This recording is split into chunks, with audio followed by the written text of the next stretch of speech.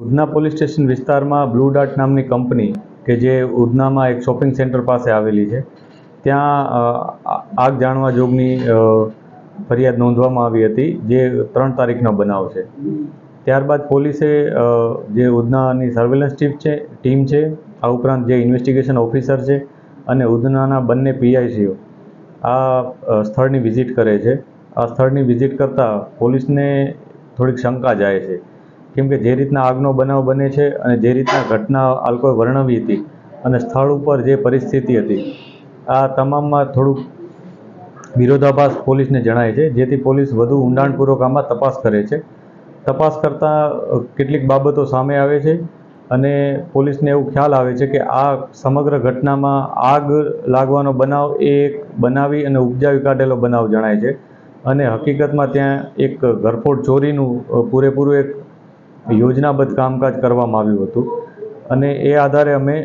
કેટલાક પુરાવાઓ પણ મેળવ્યા હતા. સમગ્ર બનાવમાં આગ જાણવા જોગમાં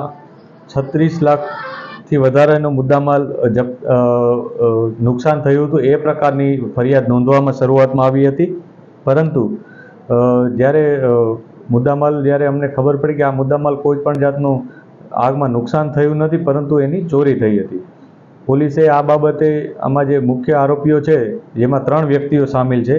એકનું નામ ગોપાલરાવ વાસુદેવરાવ બની સિટી છે, એકનું નામ બદ્રુ મગરુભાઈ ભૂકણ છે અને ત્રીજો વ્યક્તિ ઝાકીર મોહમ્મદ અલી સૈયદ, આ 3 વ્યક્તિઓ આમાં સામેલ છે. આમાં જે આખું પ્લાનિંગનું જે આયોજન હતું કે જે કઈ રીતના ઘટનાને અંજામ આપવો, એનું જે આયોજન કરવામાં આવ્યું હતું, એ થીમ નક્કી કરવાવાળો ઝાકીર હતો, જ્યારે અન્ય 2 વ્યક્તિઓ આનો એક્ઝિક્યુશનમાં સામેલ હતા. આમાંથી ગોપાલરાવ છે એ સિક્યુરિટી મેનેજર તરીકે બ્લુ ડાર્ટમાં જ નોકરી કરતો હતો,